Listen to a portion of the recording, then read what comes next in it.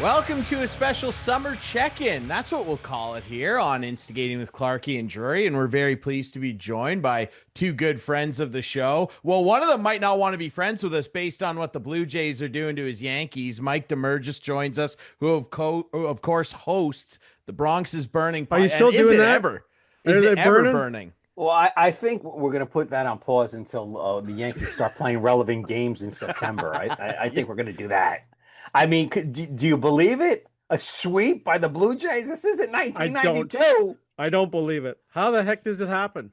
That didn't even happen in 1992. First time ever a four-game franchise sweep, man. Yes. Well, listen, this Yankee team has flaws. Max Fried, Aaron Judge has been carrying him.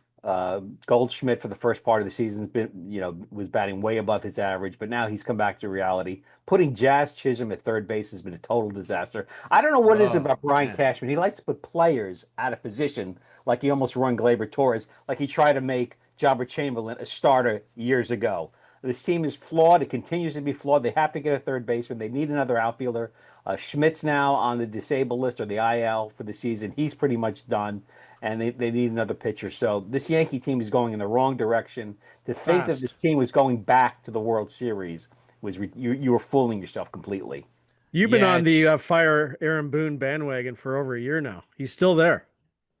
Aaron Boone should have been let go 2 years ago. The problem is, and this is the problem, Brian Cashman should fire himself, then fire Aaron Boone. That's the problem. I mean, this guy grew up in the lineage of a baseball team.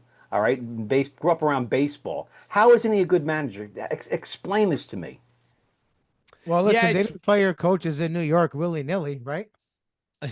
Yeah, they never do that down there in the Big Apple, that's for sure. Our friend Mike Gentile on with us as well, who, of course, is, all of these guys, bar me, have been primetime producers. And, of course, you can still hear Mike, our friend Mike Gentile on The Fan, and doing all kinds of great production work over there as well. What is your takeaway so far from not only the Jays' sweep of the Yankees and then subsequent sweep of the Angels, and they continue to roll as we record this against the White Sox, and it's just been unbelievable. How are they pulling this off? Because there's not really like a big star at the center of it that's having a massive season the way an Aaron Judge is for the Yankees, who are struggling. It really is by committee and off the back of three incredible starters right now, Gentile. It is so unbelievable that Ross Atkins was right. Don't say that, man. Internal improvements. Think about this. It's true. Atkins 2 years ago was like, we got a lot of exciting players in the pipeline. And we're like, no, you don't. No, you don't. What if guys have a turnaround season? They're going to be better than what they showed. They're like, no, they're not. It's like the most flawed strategy. And it all worked out. Like it all panned out. Right now. It's bizarre because in 2015, they trade for Price. Stroman comes up. They trade for Tulo. It makes sense, right? Here, the same group of guys that couldn't hit worth a lick a year ago and earlier this year are suddenly the same guys hitting. Wasn't an acquisition. In fact, they had more injuries. And it's not Vladdy carrying the team or Bo carrying the team. It is the most bizarre thing you've ever seen. It's Addison Barger and George Springer. And it's hard to explain because it's not too early where you say, oh, it's only April or May. It's early. They're not a World Series juggernaut, but now they look legit. Like they got to push in and go for it. But yeah. I'll say it again. Ross Atkins was right because no one else could have saw this coming. And we made fun of that internal improvement comment. Remember? Time and time again. You might have to stamp that on your head, Clarkey. You might have to stamp. I cannot believe they have gotten internal improvement. I cannot believe it. It really is incredible. And I want to swing it back to the Yankees, though, because for the majority of this season, they were in control of a surprisingly weak AL East. I mean, the Orioles are an absolute embarrassment. I mean, when everyone saw they lost Corbin Burns, you thought, okay, well, they can still kind of, no, they can't. And the Red Sox are, I mean, they continue to be one of the most confusing franchises in sports right now. But you look at the Yankees, Damergis, and like you said it, they're a flawed team. How did we get to this point, though? Because this team, I know Garrett Cole was hurt and they've had injury problems. They were in the World Series last year. What the hell happened? They were carried again by Aaron Judge. They had some great pitching. Rodon was pitching well. Fried was pitching well. They were getting good bullpen help, as they usually do. Cashman is good at finding bullpen help. And you had Paul Goldschmidt hitting well. His average has dropped about 100 points. If you look back, how did this happen? What's the map of how this happened? The last time the Yankees had a real third baseman was probably back to A-Rod back in 2016. I mean, you had a couple of guys they tried to get in there. They tried to make Andujar a third baseman. They tried over the years to make Todd Frazier filled in there. Didn't work out. When was the last time they had a good first baseman? Oh, Mark Teixeira. They tried Bird a couple of years ago when they first turned it around in 2017 when the Baby Bombers. They stuck with with Rizzo for all those years. And what was he? I mean, he had this issue, he had COVID, he had a concussion.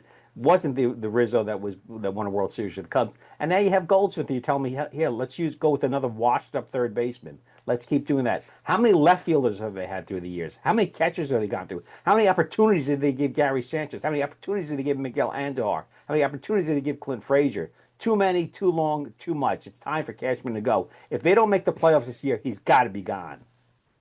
I'm looking at their roster, and like you look at, like I like Austin Wells. I like some. I like him too. Yeah. He's a nice guy, but he's not Thurman Munson. And Jason Dominguez isn't Mickey Mantle. He's not Dale Vera. He's not even Mickey Rivers. He's not even Bernie Williams. What is your, well, I was going to ask you that because some of the younger guys, the Volpes and the Dominguez of the world, like we heard over the last couple of seasons when the Yankees got hot and heavy in trade talks, that those were two guys that they circled that they absolutely would not move off of. In hindsight, do you wish that they have done that, especially to maybe get a third baseman? Like, what are they supposed to do now at third? 100%. They should have moved Dominguez when he was a hot item. That's number one. Number two, Volpe is regressed. His fielding is regressed. Get some crazy glue for the kid. He's dropping everything. His hitting, he's batting around 220, 230. He's got some pop, 8-9 home runs. He's got his RBIs are not bad, but he is not the player we thought. He is not Derek Jeter, that's for sure. He's playing a lot more like Bucky Dent these days. Oh my God, that's and Bucky Dent was a better fielder, not hitting wise.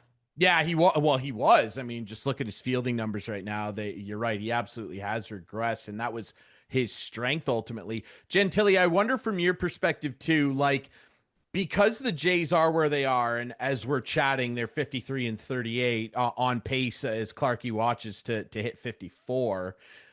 Can they hold on, or do they need to make some big additions? I think we'd all be in agreement they do. And if that's the case, much like what they did with the Price and Tulo acquisitions back in the day, who jumps out at you that they should go after? I have a couple guys in mind, and I wonder if we're on the same kind of page.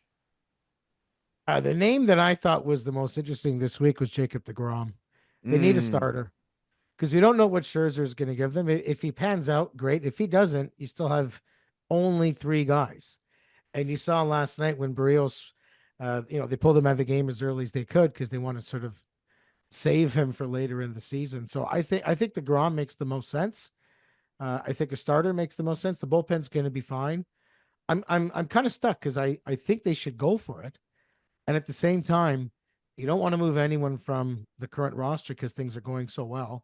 You're going to get Varsho back. You're going to get Santander back. Do we want him back? Who's that? Santander. Like, I don't know. The way they're hitting right now, like he's a 200 hitter. 79 from the left. I'm back in your lineup. No, he was terrible before, and yeah, you can only make them better. They paid him the money, I guess, but we'll see. I have certainly as a bench. Certainly as a bench option, like a guy, if you need a big hit or something, you're hoping that bat can pop in a big moment or something, but he'll have a really hard time getting back into the lineup consistently, I would as say. he should. I had a weird idea. Go ahead. Want to hear it? This is weird. No one's going to agree because it's kind of dumb. If the Jays were 10 games under 500, they'd be selling off Bo Bichette, right? Yes, they would. Probably. Right. Can you trade Bo Bichette in a buyer's market is my question. You got a guy that's coming up. He's not carrying the team right now. I think stranger things have happened. Yeah. Like, I don't know. I'm just saying there might be something to look at.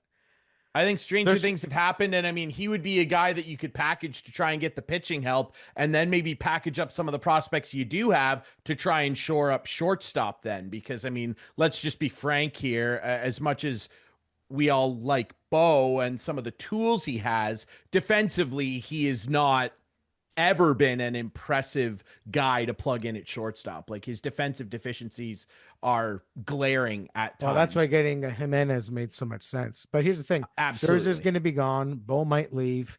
Springer's not going to be like this 2 years in a row. No like everything you're seeing now, you cannot pencil that in for next year.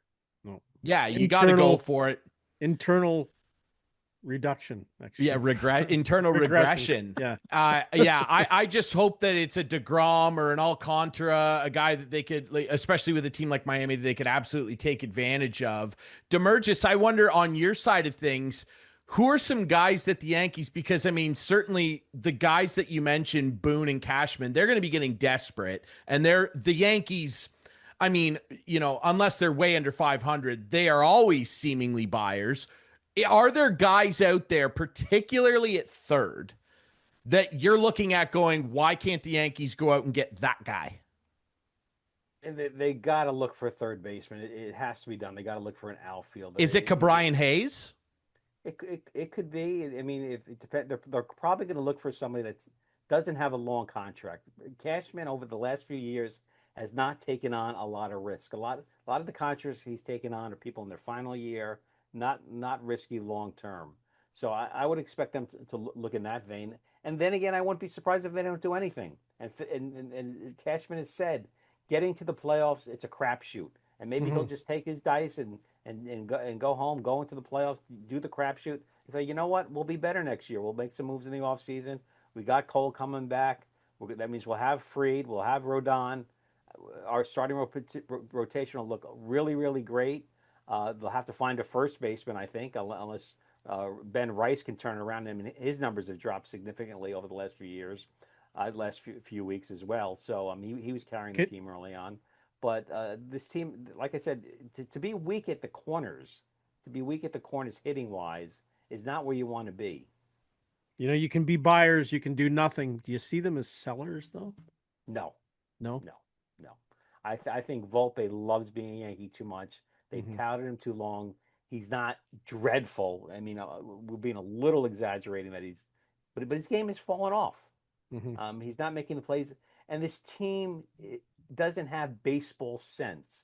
We're seeing throws to the wrong base running blunders that we saw in the World Series. We saw it consistently over Boone's reign. You didn't see it under Joe Girardi.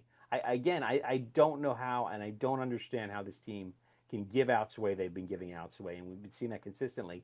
And when you start seeing it from players like Volpe, you start to wonder, boy, this does go up the ladder. Now, when you start seeing Aaron Judge head not in the game, then you know it's really time for a change. I know you've been critical of Boone. What about the New York media? Have they been as critical as you are? And who do they see as maybe a replacement for Boone? I don't think they see anybody's replacement for Boone because of the robots that everybody cranks out there. I mean, what are they going to do? Bring out a Bochy or Dusty Baker at this point? I mean, who would you they're the only two guys who actually do managing now. It's all analytics, right? Exactly. So I mean, Boone does what he said, what he's told from upstairs. I mean, back in the day, Steinbrenner used to call the dugout, and oh my God, he's talking to Billy Martin on the phone. Well, that's the norm now. They're on the phone with the GM, the analytics. This game is run by geeks, and it's not good for baseball.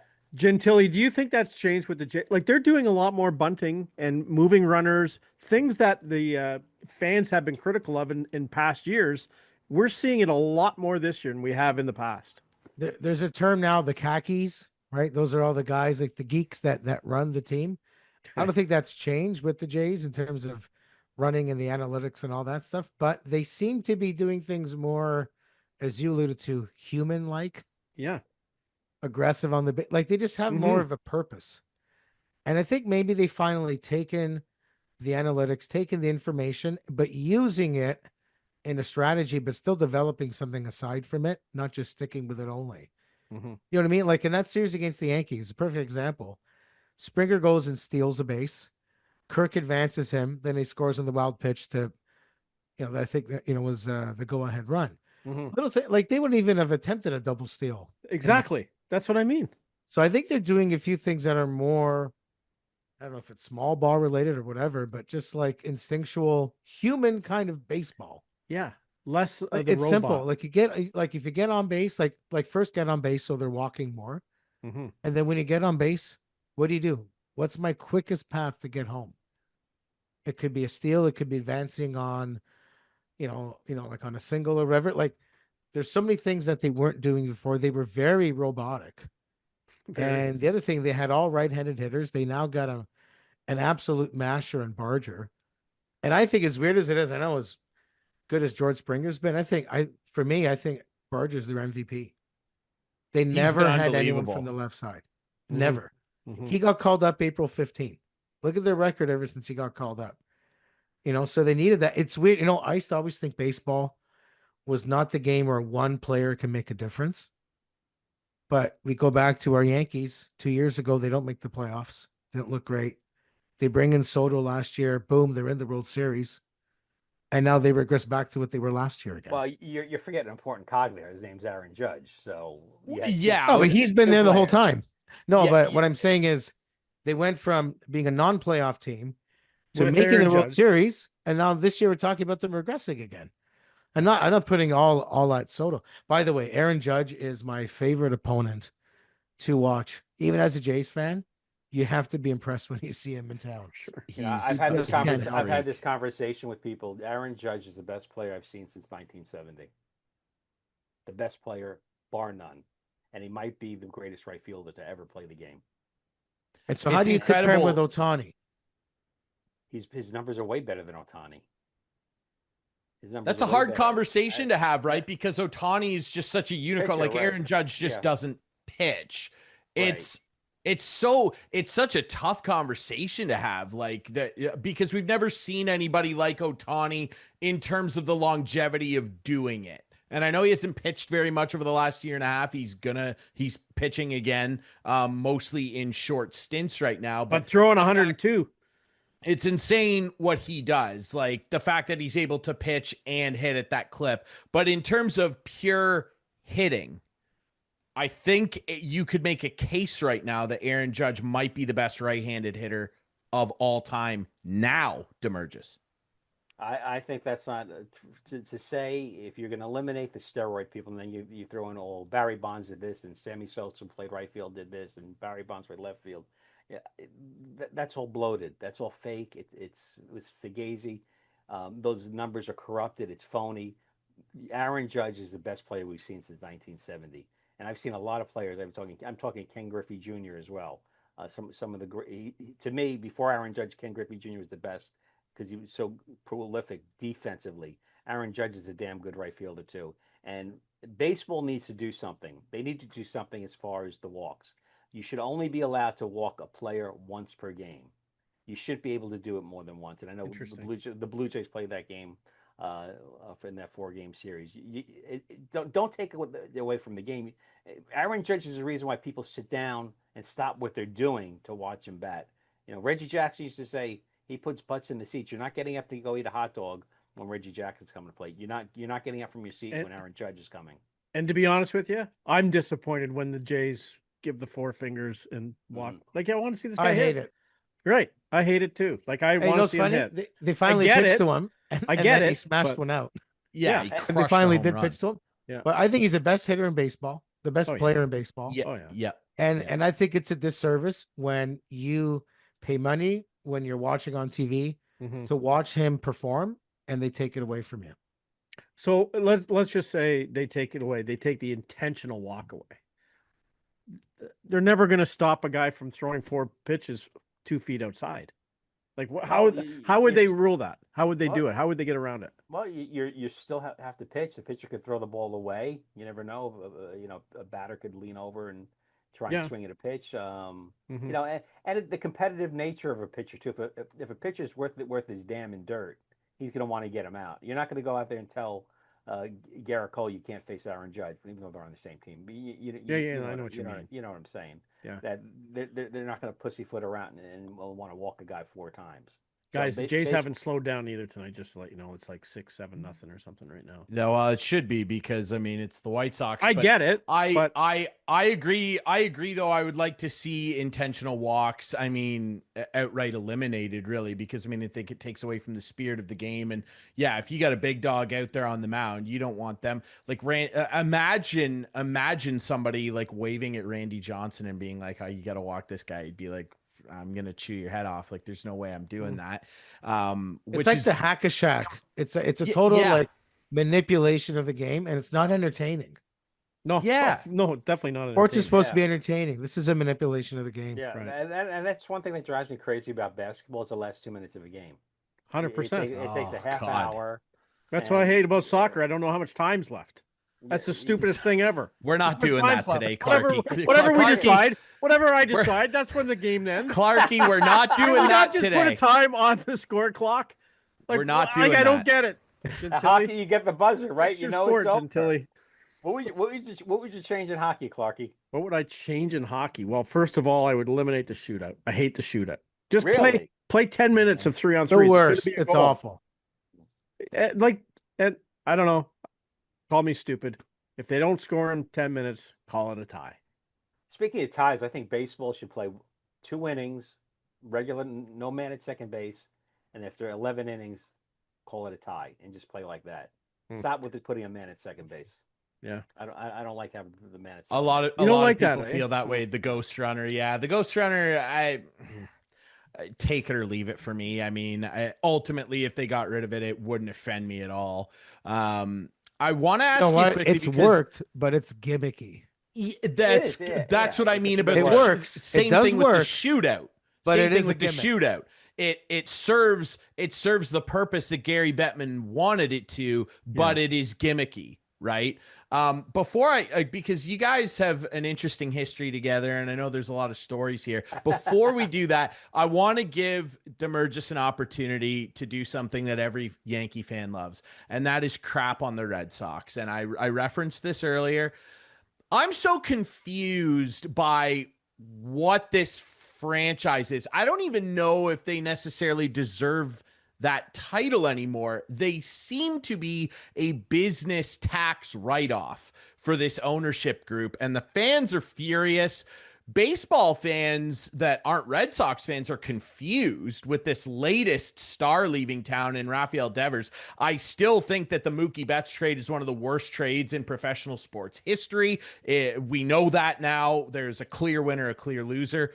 What do you make of whatever it is the Red Sox are? Because I don't know what they are. I don't think their fans know what they are. And I'm sure you and your Yankees compatriots are loving the fact that they look like a completely lost, broken machine. I think the Yankees fans are really in their own misery right now because they can't say anything. Sure. The Red Sox have won World Series. The Red Sox, I think, are a transgender bathroom right now. They don't know what they want to be. And right now, they don't hold on to that past glory of the past. I think the thing to do is what they do in soccer, and I know you're gonna love this, Clarkey, is take them out of the American League East, put them in the Central. So they're losing that bravado that goes with the American League East and the battle with the Yankees. Put them in the Central. Let them play the Twins. Let them play the Tigers. Let them battle out with Cleveland and everything, and kind of place them there. When they want to be the Red Sox again, have some cojones, to have some balls.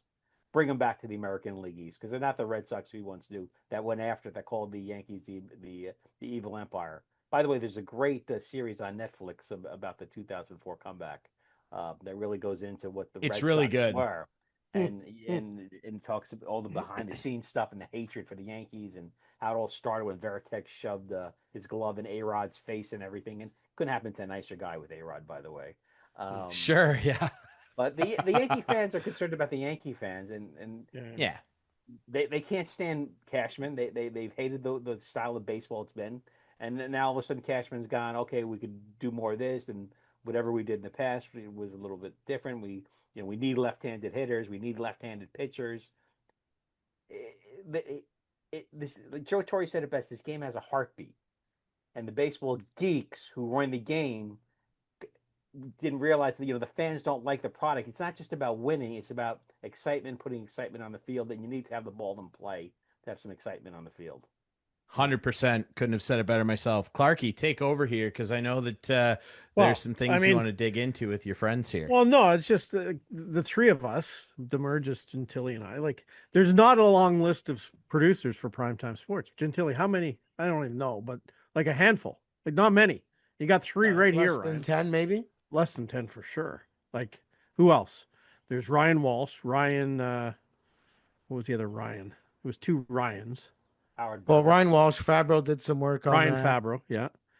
Matt Marchese was one of the last producers. Yeah, but that's when he had two producers. Later. They had two producers? They had two producers, Damergis. Oh, my God. That's it. Really? Two. Yes, two there producers. was one of us. I know. For years, one of us.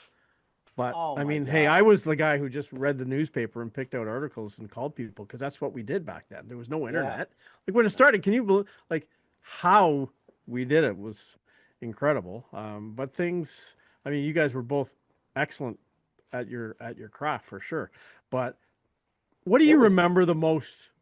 Damergis, I'll start with you. What do you remember the most about your time, not only at the fan, but working with the Bobcat and Shaky and all that?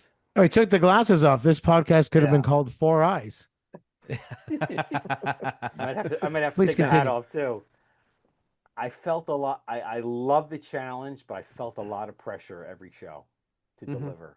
Well, there was, and it was guys calling back, and they had to call back at a specific minute per se, and because if we don't get phone numbers, we're not talking to the guests. We're not relying on them to call us anymore, which we heard all the time from Bob.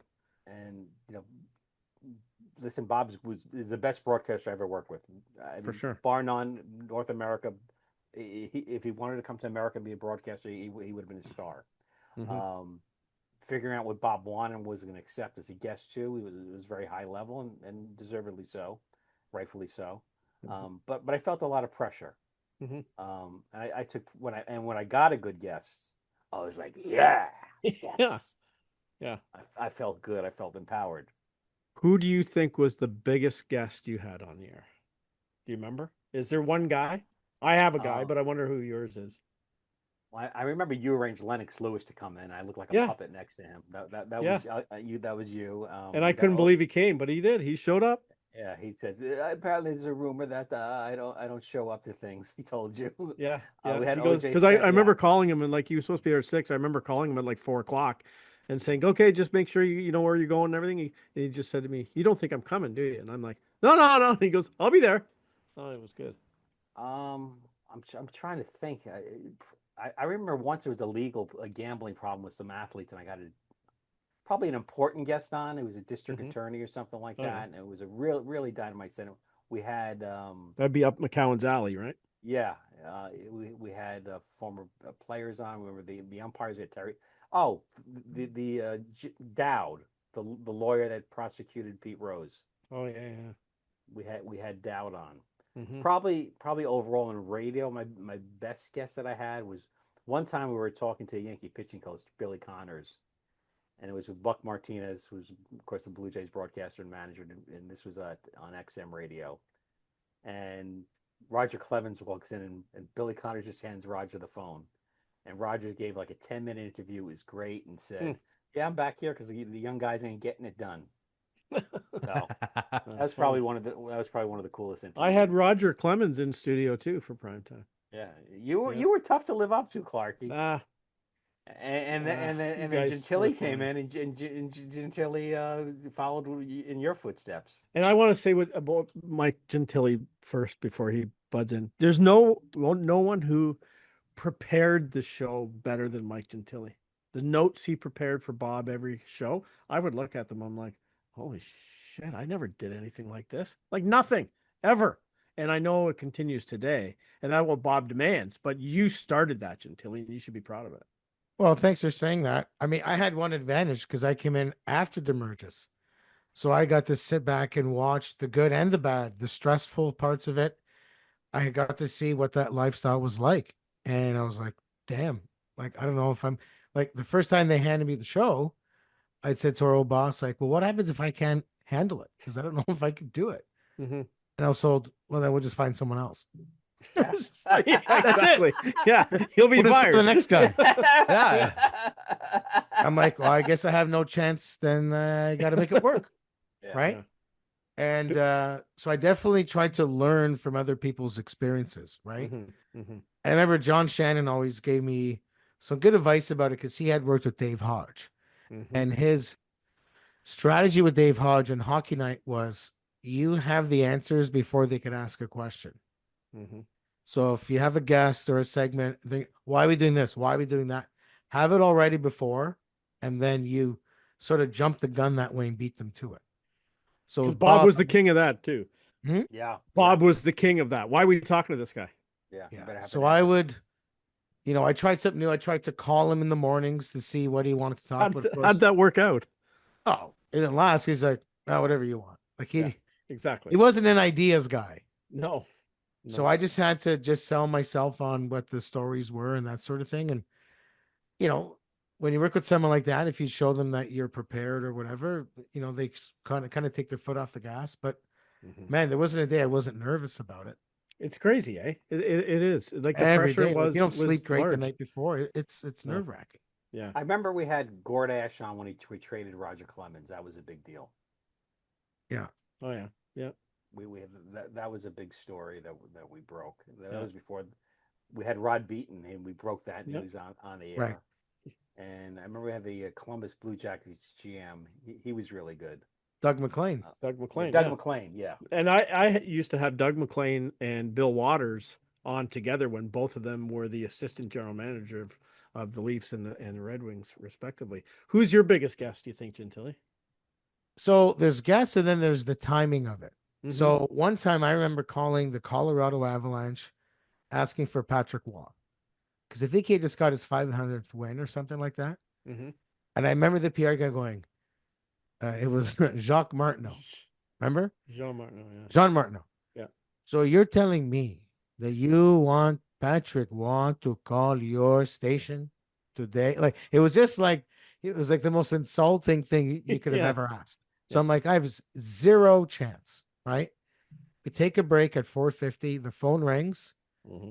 I look down. I see the area code, which I believe is 303. Yeah. And I'm like, no. I pick it up. Hello, it's Patrick Waugh. He actually gave him the number. He actually called in. Yeah. So I had to buzz into Bob. I go, it's not a joke. I have Patrick Waugh on the phone. What? I go, we got to do it now. He's there. Yeah. That was one. But the one that I was the most proud of that was maybe not, well, they were sort of big at the time, is during the 2002 Olympics, getting Saleh and Peltier on right when they got screwed by the judges. Yeah. And that whole controversy happened. Then they ended up getting the gold right around that time. We got them on. It was a lot of work talking to the people, the attachés for each, like for the Canadian Olympic Committee and that sort of stuff. So to pull that one together was pretty good. That's the one that I always think about the most. Maybe not bigger names, but the timing was. Yeah, timing is everything. Yeah, that was a massive story. That was a worldwide story, man. People were freaking out about that, man. The Russian judge, and there's books written about that. It was Actually, you know what? Okay, one more. This is more the funny version. Damergis is going to love this story. I book Adam Rita, who was at that point, was he the GM of the Argos at the time? Could have been coach and GM. Could have been both. Yeah. So I book him, and I book him as an in-studio guest. And then I forget about it. I didn't write it on the board. The day comes, Bob's about to go down for a smoke break. I look down the hall, and there standing is Adam Rita. And I'm like, oh shit, that was today.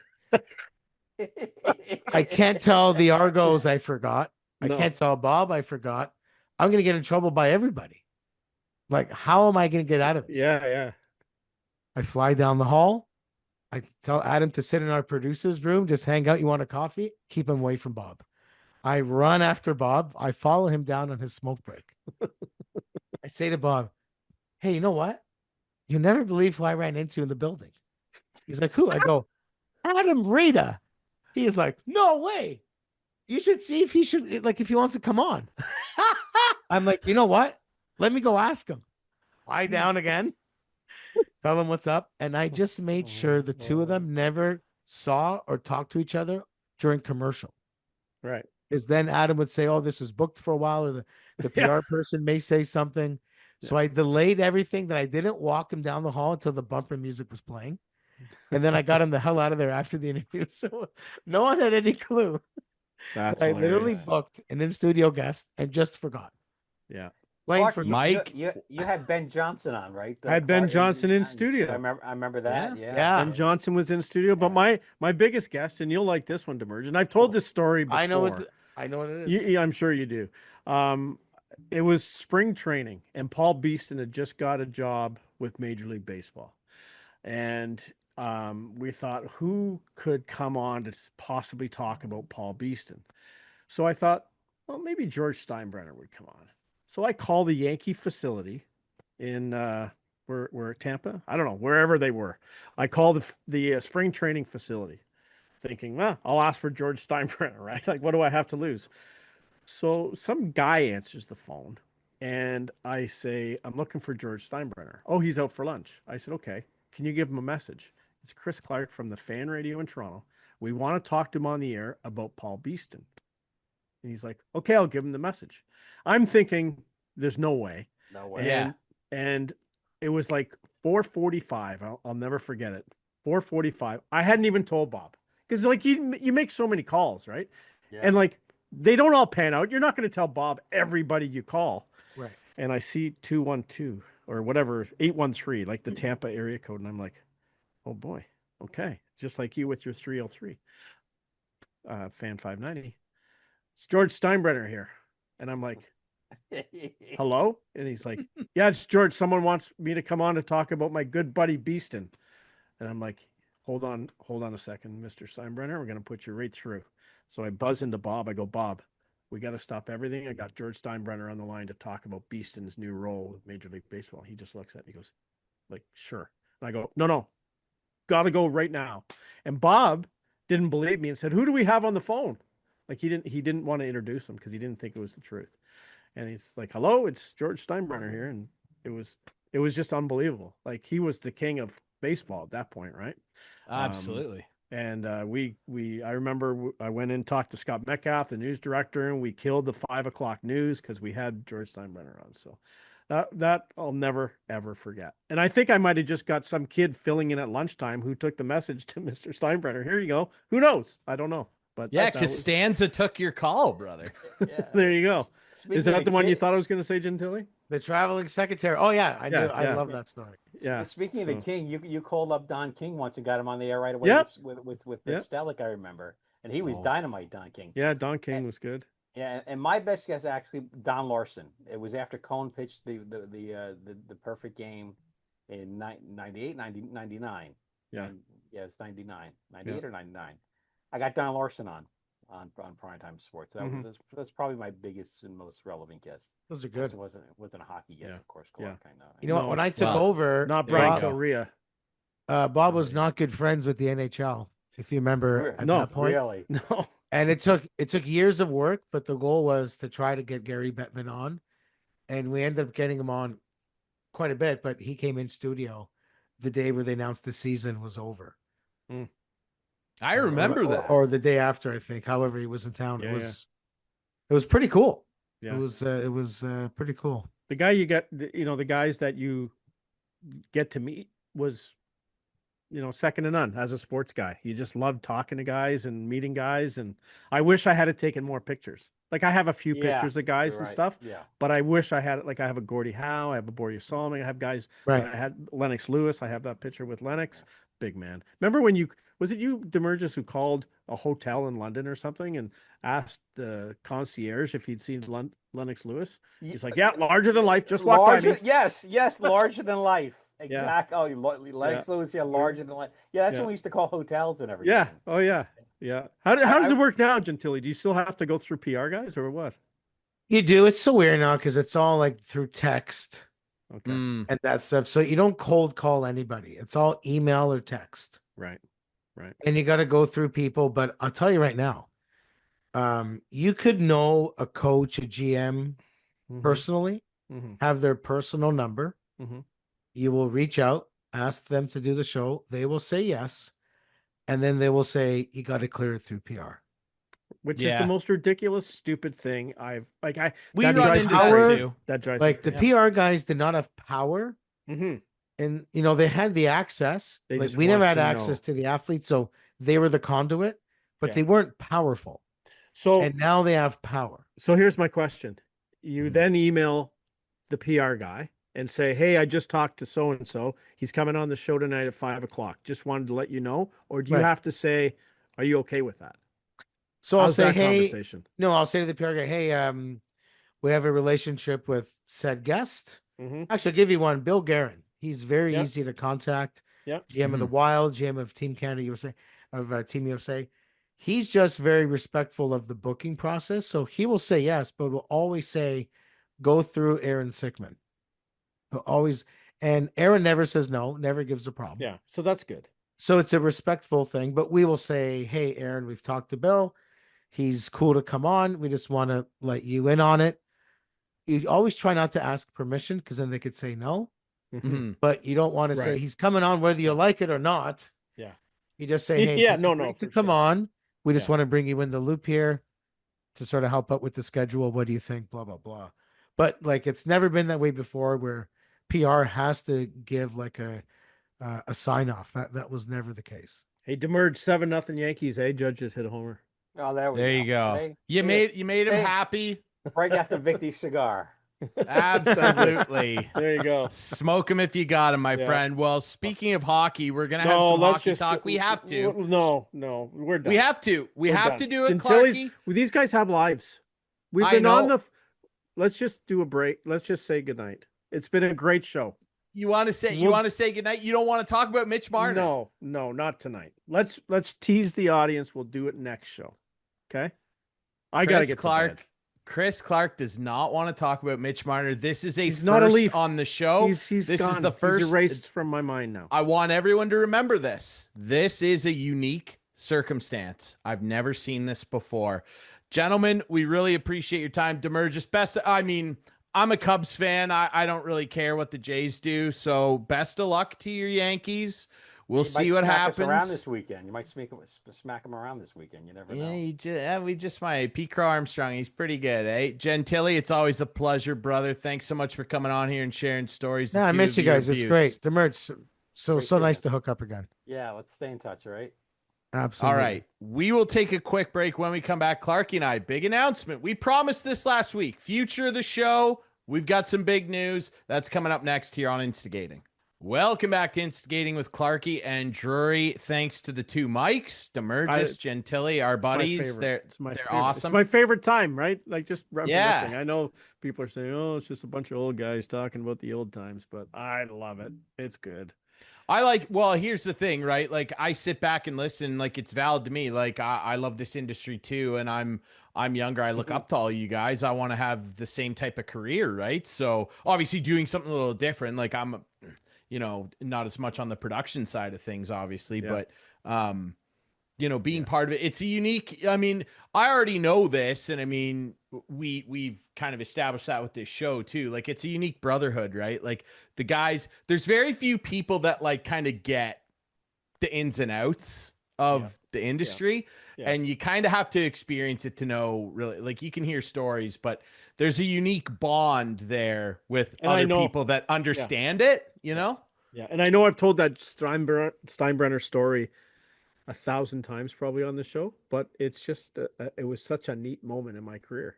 And I knew Demergis would like George friggin' Steinbrenner, brother. Yeah. There wasn't many bigger names. There wasn't many more bigger names than the owner of the New York Yankees. Was there a bigger name, really? I don't think so. In North American owner sports? Of the Certainly New York not. Yankees. Yeah. Certainly not. Yeah. Unbelievable stuff, man. So what's the news, Ryan? We have big news. Yeah. I can't wait. We have big news. So obviously, a couple weeks ago, we signed off with our friends on Whiteman TV. We had a great experience with them. Producer Adam, he's just moving on to a bit of a different role. Bigger and better things. Yeah. Bigger and better things for everybody, right? And we were contacted by an executive, I'll call him, my friend Mark Perry over at Rogers TV in the Georgian Bay area. And Mark and I, he was one of the first guys that actually got me on the air in the OHL. He still produces Owen Sound Attack games. And he reached out and asked, what's up with this show that I hear you're doing? And I'm like, well, I've been doing it for a while. And well, it turns out that Rogers TV is looking for some new sports content. And they found it in Instigating with Clarkey and Drury. So there we go. Where are we on? Rogers Community Television. As far as I'm told, this partnership, like after this episode, we're gonna take some time off. We're gonna take a little bit of a breather, and then in early to mid-August, we are going to begin doing shows for Rogers TV, and you're going to be able to catch us in the Georgian Bay area, the London Middlesex area, Guelph, Kitchener, Tri-Cities, really a large swath of Southern Ontario where Rogers is going to be broadcasting Instigating with Clarkey and Drury, and we couldn't be more excited. We're going to have some new logo. New logos. Amanda's got some stuff cooking. I've seen some prototypes. Yeah, it's not even a prototype. It's cleared and approved. Okay. I don't think we need to tweak it. I think it's perfect. It's perfect the way it is. It's ready to go. We're going to have a new look. We're going to have some new sound, and we're going to have a new home on Rogers TV. And we're really excited. I thought you were going to say host. Scared me a minute. It's not a new host. No, not a new host. There's no. Yeah, still we're us. Coming back. I would be the show would be gone if either one of us were gone. This is our thing, buddy. We're doing this together, and we're going to be doing it on Rogers TV. It's going to be exciting. We'll have some news soon on when the show will air, where you can find it. You'll still be able to find it right here on YouTube and all your favorite podcast apps, Spotify, Apple Podcasts. That's not going anywhere. Your access to the show is not going anywhere. Our social media is not going anywhere. It's still going to be at Instigating Pod on Instagram and Twitter. You can follow us on Facebook too. It's an exciting time. As Bob Dylan once said, the times they are a-changing, and they are a-changing here on Instigating, Clarkey. It's very exciting, brother. Hey, exciting. Just when you thought you were out of the Rogers family, it's like The Godfather. They pulled me back in. That's right. I'll be on my best behavior. You'll be on your best behavior. You're always and on Rogers, your best behavior, the Gentile Rogers employee too. Like we have a lot of amazing guys. Rogers. Sam Cosentino. Like I can list a whole host of them. Anyway, absolutely. All right, I'm done. Let's say goodnight and let's say goodnight behind me. The night has fallen, and we had a great show. I loved it. One of my favorites. I can tell you that much. Absolutely, and there's going to be a lot more coming with our new friends at Rogers TV. We're very excited about that. Stay tuned for news on when it's going to debut. We will keep you posted on all the social medias, and we're very appreciative that you continue to watch us here on Instigating with Clarkey and Drury. We'll see you soon. Roger.